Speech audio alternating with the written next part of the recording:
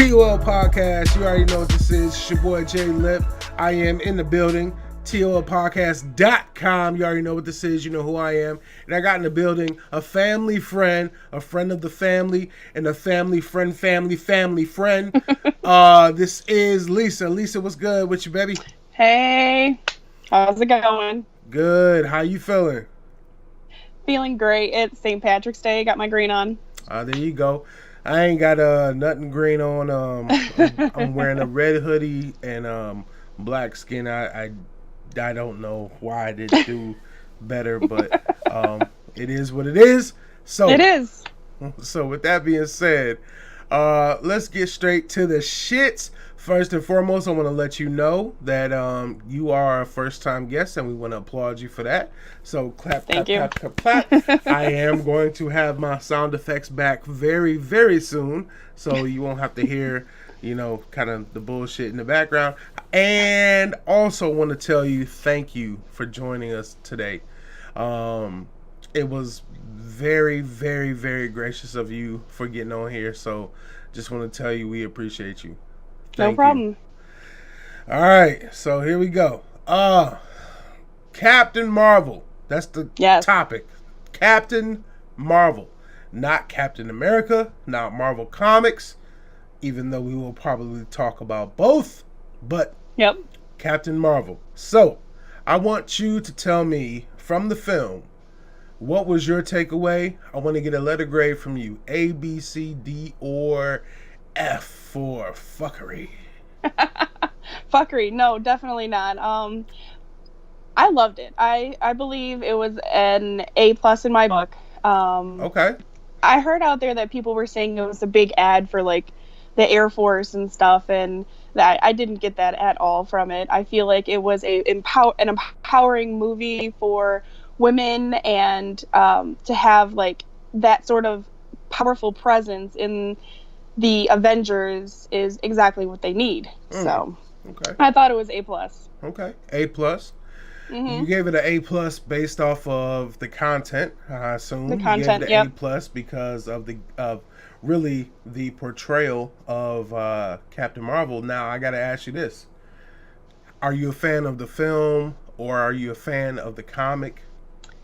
Definitely the film. Okay. I don't have as much history with the comics as I'd like, but what can I say? I love all the Marvel movies. Great. Love to hear that. Oh, this is going to make this podcast real short. All right, cool. So, with that being said, so you love the film, not a big fan or not as knowledgeable as most people are of the canon or the comic books. So, let me ask you this. What did you walk away with as far as the fact that the movie was called Captain Marvel, but a lot of people are, I'll say 50-50. That's what I've seen. 50% of the people I've seen say the movie was trash, garbage. Yep. And then the other 50 are like, oh, this movie was awesome, great build up to the Avengers Endgame.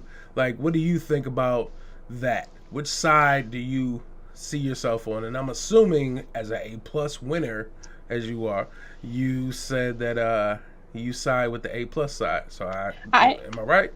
I am. I feel like it was a good movie, and I feel like it was a good movie because it had a lot of back history about Nick Fury and the whole thing with his eye patch, which was pretty cool. I mean, I want a Flurkin. So and just so everybody knows, alien. Anybody who knows, who's listening to this, who knows what we're talking about right now, if you haven't seen it and you feel like this may be a spoiler or some type of ruining of the film for you, that's your fault, man. Like, at the end of the day, let me adjust my glasses real quick. I just want to tell you, it's been out. Go see the shit. So, with that being said, the film has been out, and we gave y'all time, and so now's the time to have the critique and the criticism. I will tell you that I didn't give it an A+ personally because I felt like there wasn't enough. We know that the Avengers Endgame is coming out next month. Well, the current month that we're hearing this episode in, correct? I believe so. Yes. So, with that being said, I feel like they kind of like shoe wedged this story in like we knew long time ago, long term, that Carol Danvers was going to be the person who was going to be the critical piece or the missing piece of getting the Avengers to resolve the issues that they have as far as the loss that they did with Thanos. Yeah. I do feel like they shoehorned it. I feel like they really kind of squeezed it in. I was like, okay. She's super, super duper powerful. And I told my wife this. And shout out to Tony TL Yarn Crafts at Instagram, TL Yarn Crafts. Then I also meant to say TOLPcast.com. But TL Yarn Crafts, my wife, she isn't here with me right now, but she's always with me in spirit. We thank the Lord for that. So we love you, Tony. We love you, Tony. We love you, baby. But I think we both agreed on the fact that they kind of shoehorned it because it was kind of like she's the female Superman of the Marvel comic universe. There's nothing that can destroy her. Nope. She's almost impenetrable from what we can see from her powers. Once she went Super Saiyan, and I use that for all my Dragon Ball Z fans. She completely went Super Saiyan. She went Super Saiyan and flew into the atmosphere and was like, let me fuck shit up and let y'all motherfuckers know that this is who I am. I'm Captain Marvel. Go ahead. She was Super Saiyan 4 all the way. When that was happening at the very end of the movie, it was awesome. I mean, I didn't expect that because it was literally out of this world what had happened, and I didn't know that much about her. I didn't know her powers could do that. So I was super shocked at that part. Yeah, me too. I saw it and I was like, when she started glowing and you saw like the photons just radiating around her and she started just busting through ships. And when I forget who it was, and I mean the comic heads and the Kree, I think is that what they're called. My man with the hood on with the he was like, okay, let's retreat. Let's go back. We'll be back, but let's go back for a minute and retreat and think about this shit. Like, she was just fucking them up. I mean, yeah, the way they looked at each other, like, maybe we should turn around. Yeah, let's go back home. Like, yeah, we've been out too late. Let's go back home.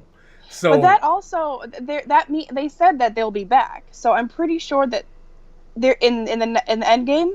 They're going to be coming back in some form or fashion. So, well, Lisa, remember this was in the 90s, so they already came back once. Remember? Oh, well, and was that the first Thor? It might have been the first or the second. I think it was the first. Yeah, I don't remember. Yeah, it might have been the first or the second. I'm picking my nose on the video camera. There's an itch in my nose. Y'all can judge me if you want to, but when your nose itches, you gotta scratch it. Gotta do what you gotta do. Besides that, he did come back. So that was what I felt like was one of the Easter eggs. It was like, okay, we'll be back. So he went. And then he was I call him a goon. He wasn't really a goon, but he was like second in command to Thanos because he told Thanos that he would get the Tesseract. So he went back and got the Tesseract, or rather attempted to get the Tesseract, and disappointed Thanos and blah, blah, blah. So when he said we'll be back, it was like, oh, okay, so if we would have watched this before we watched any of the films that involved Thanos, and I gotta think about it, I think you're right. I think it was Thor 1. Now, in the comments, if I'm wrong, correct me. If I'm right, thank me. Congratulate me. But I think it was the first Thor where he was basically like almost like the stepson of Thanos. And he was like, I promise you, Father, I will get this and I will make it happen. And blah, blah, blah, blah, blah. And, and then he had the... Thanos was sitting on what I call the Grand Throne, just like on Game of Thrones. He was sitting on the Grand Throne, floating in the air, and that's when he was telling him, like, look, if you don't do this one last time, that's your ass. Like, that's your ass. So yeah, pretty much. So I felt like he was kind of speaking into existence the future, and I think that was the point of the film, to show a little bit about here's the backstory of what happened, and it was a great origin story. But I want to ask you, Lisa, because I talk a lot. I talk too much. If you ask my wife, I talk too damn much. What would you say, or how would you say this compares to the other origin stories that have been filmed by the MCU? That's a really good question, because I feel like it wasn't promoted as much as many of the other movies were, but ended up being a great movie. Let me ask you that. Just like Ant-Man. Let me ask you that real quick. Why wasn't it promoted as much? Because I agree with you 100%. But why? Oh, your glasses are on fleek too. We both got black glasses. Glasses on fleek. So, why wasn't it promoted? Because I feel like I actually agree with you 100% on that. Yeah, I had no clue what to expect. And most of the time when you see these trailers, they're like pretty much the movie in a 1-minute trailer. And I didn't know anything to expect just from what I've seen for Captain Marvel before it came out. I felt the same way about Ant-Man, and both Ant-Man movies came out to be really good. And as far as it being an origin story, how do you rank them? I mean, I know it's hard. I know okay. Your top three origin stories of the MCU. How do you rank this? Does this even make the top 3? Okay. I would have to say yes. So I think Iron Man 1. Okay. I agree. Was the best. I agree. And then I like Ant-Man, and then Captain Marvel. Okay. All right. So we got you at Iron Man 1, Ant-Man, and then Captain Marvel. All right. Yes. Here's where we disagree. I gotta say, Ant-Man, to me at least, before Ant-Man and the Wasp, was one of the most insignificant MCU characters I had ever seen in my life. Because before Ant-Man and the Wasp, before he was able to reach that sub photon, I forget what it is. Quantum. The quantum realm. I made up words. What the fuck is a sub photon? A quantum level. Before he made it to the quantum level, I was like, this fool is he's an ex-con trying to get back with his daughter, blah, blah, blah. He trying to holler at his baby mom. She ain't trying to hear it, blah, blah, blah. And then all of a sudden, he can get real small. So that's how I took away Ant-Man. However, with Ant-Man and the Wasp, I was like, oh, shit. They got straight to the shit with that movie. It was straight to business. And I was like, okay, I'm Ant-Man and the Wasp. Let's go. But I still have to agree, Iron Man 1, that set it off. And even Marvel, it did. I'm sure Marvel will say, because that was the beginning of their 10-year, what was their rollout, I guess you would say. Yeah. That was the first one. You were supposed to get hype over that, so cool. But you didn't think that Thor, you didn't think Captain America, none of those compared as far as being greater than Ant-Man? Well, okay. I liked Thor, of course, but they just weren't opinion. as this is thinking out loud. Yeah. I don't know. Go ahead. I'm sorry. No, I'm saying this is your opinion. You speak your mind. Go ahead. Yeah, I mean, I just feel like those were the ones that stuck out to me the most. For me to go back and say, remember, what happened in Thor 1 and, that whole origin story, it'd be harder for me to, say, oh, this is the exact story. But for Ant-Man and for Captain Marvel, it was kind of laid out better to me. But now I'm not just saying this because I'm black, and I'm not just saying that this is an ethnic or cultural preference, but I will say somewhere in the top 3, Black Panther's origin story was dope as fuck. It was dope because it wasn't just an origin story. It was here's an origin story plus here's what the fuck Black Panther is, and it involves so much more. I think that they sped up the scheme of his story a lot more so than Captain Marvel. Captain Marvel, they showed you a lot more in a slower spacing, and I feel like with Black Panther, they basically just drove it home, kind of like, here's where he started. He's the king. He gets challenged. He beats others who challenges him. He fights Killmonger. You know, it just was so fast, and it was like, ooh wee, like that's so to me. I guess my top three would be Iron Man, because I believe Iron Man is my favorite. I don't care what nobody else says. Iron Man is just, he's the Batman of the MCU. Like, he's smart and wealthy. So he was able to build technology to protect himself and to save those who need saving. Then you have, in my opinion, Black Panther, who was a king who made himself, I guess, powerful by the natural powers of the flower and the nectar that occurred in the garden of which Killmonger burned. And then you have number three would have to be Lisa. What is it? Number three, it's gotta be, for origin story, it's gotta be Guardians of the Galaxy. Okay, yes, okay. It's gotta be for me. I'm sorry. Guardians of the Galaxy. I love it. It's fantastic. Like, to me, go ahead. If I could replace, like, okay, maybe I'll put, if we had a top four, I'll put Black Panther up there too. If we had a top four, let's go. Let's go. Because I love all the movies. Yeah, I love them too. So. But yeah, the Guardians of the Galaxy was technically an origin story, even though... You're right. Yeah, so I gotta give him that, because Star-Lord and, you know, finding out about his family history and just all of a sudden being projected as this half-human / half-alien person. Well, that didn't even come until Guardians of the Galaxy 2.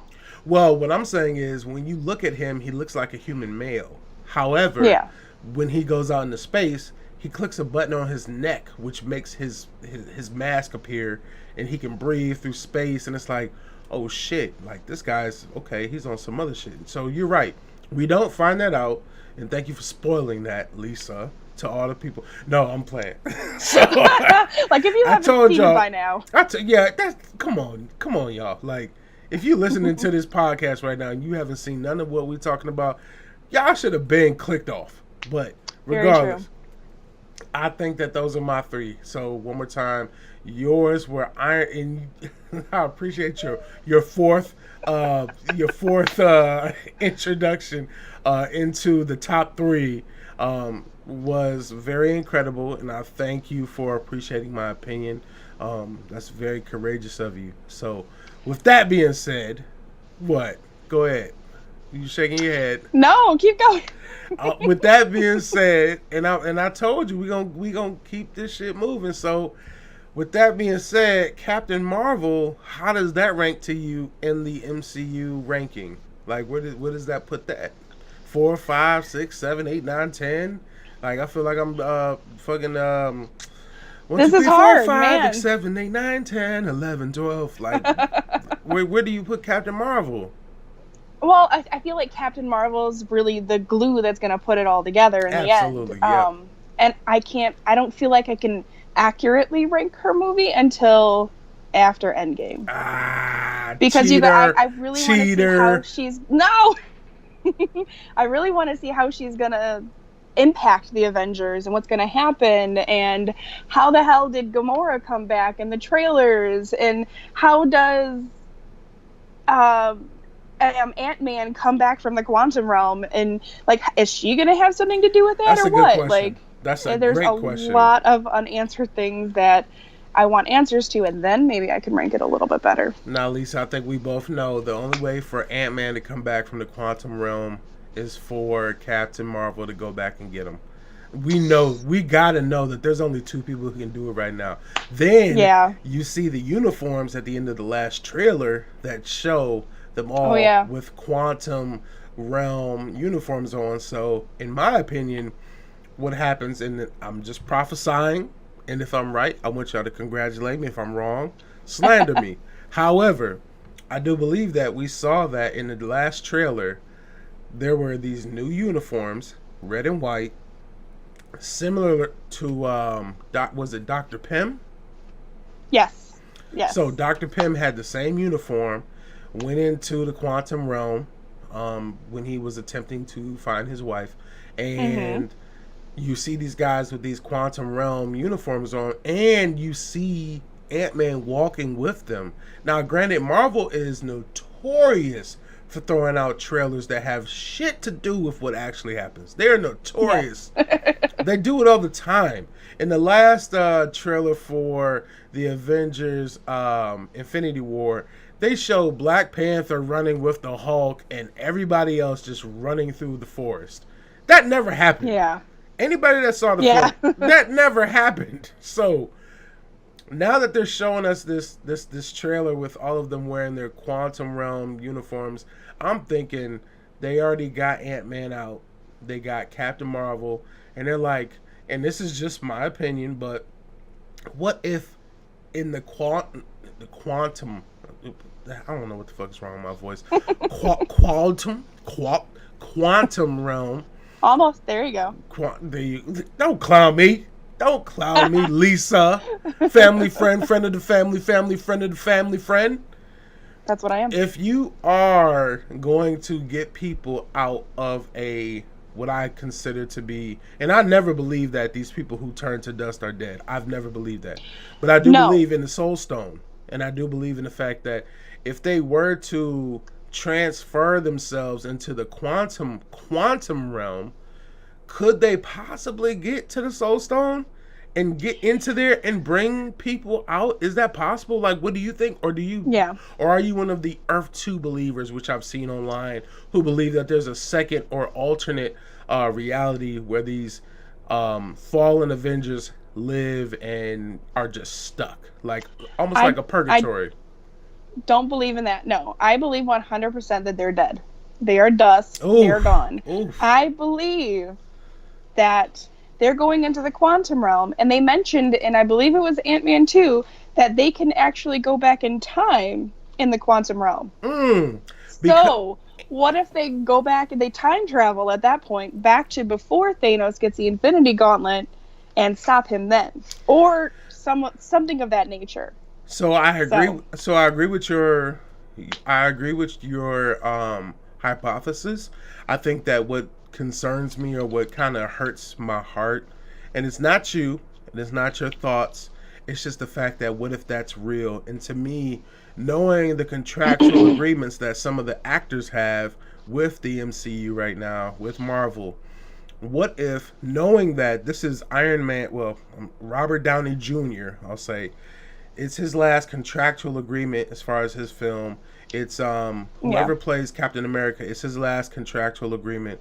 What if it requires the sacrifice of one of the main stakes of the Avengers to get people out, or to, as you said, restart time, because it is one Mm-hmm. of the Infinity Stones. So what if the Time Stone, and one thing that sticks with me, and I've talked to Tony about this numerous times, and I've said, you know, fuck, what the fuck, what's the Magic Man's name with the cape?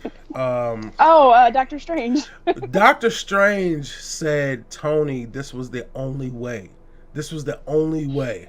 This Yeah, is the end one game. way out of all 14 million Right, possibilities. and then before he turned to dust, or before he, as they like to say, he was dusted, which I find concern with, because say you're dusted means you might be on some coke or some heroin or some shit. But Eh, to say he was dusted, he said, Tony, we're in the end game now. That's what he said. We're in yep. the end game, which means he knows that it would cost him this to bring everything back right the way it was supposed to be.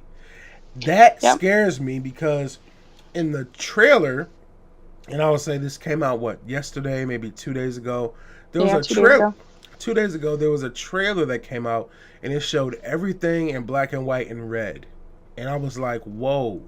And then there was a quote from T'Challa, Black Panther, which said, "Thanos will not stop until everything turns to dust and blood, and blood is red." So I'm thinking, oh my God, are the Russo brothers the directors and producers of the Marvel cinematic universe, are they that genius to predict this or to have pre-written this? And the answer is yes, they are, because Yeah. they've been doing it. They've been doing this. So I'm thinking, in your same vein, that everything is going to go back to a space where none of what we saw in the past 10 years happened. You're not going to see Tony Stark create the Iron Man suit. You're not going to see Captain America necessarily like empower himself to be this superhuman or super strength person. You're not going to see that, because when they showed that preview in that trailer, it shows you all of their history.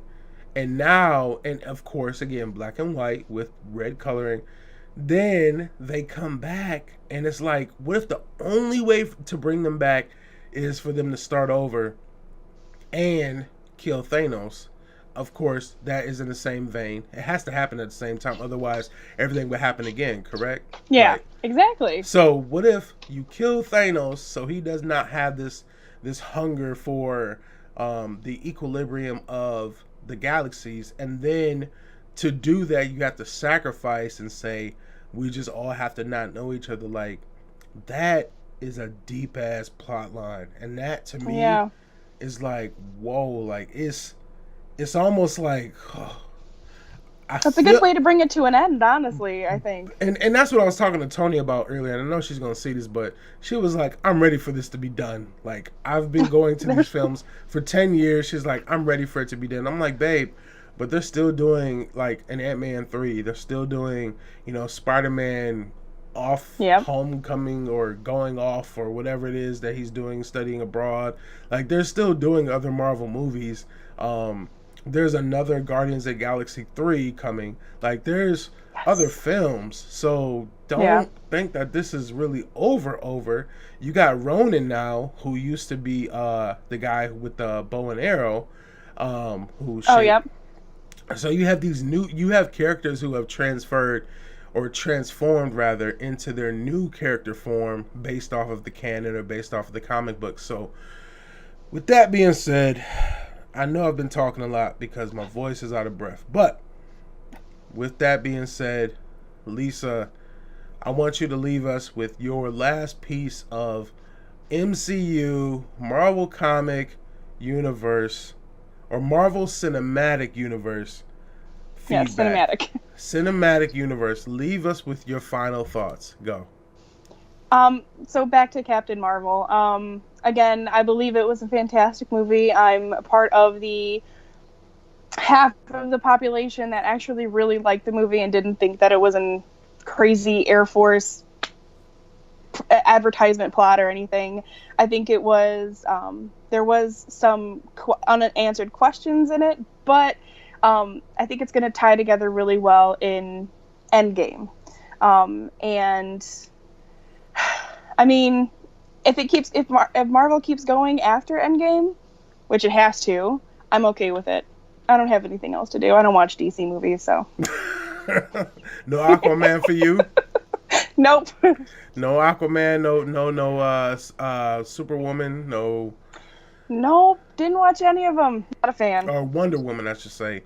No disrespect. Well, actually, maximum disrespect to all you DC comic fans. With that being said, I got Lisa in the building. It's your boy J Lip, family friend of the family friend, and J Lip at I am J Lip on Instagram. Lisa, if they have any type of, any type of opinion or any type of capitulation, but I don't know what that means. I've just heard it before. If they had any type of opinion or anything, is there anywhere that you want them to reach you at? And if not, it can just be the podcast. So nope. My Instagram is at Annelisa _I ANNELISA _AI. One more time for the people, since I was laughing loud as hell. On Annelisa Annelisa _I ANNELISA _AI. All right, you got it. Annelisa, a beautiful woman who has an opinion.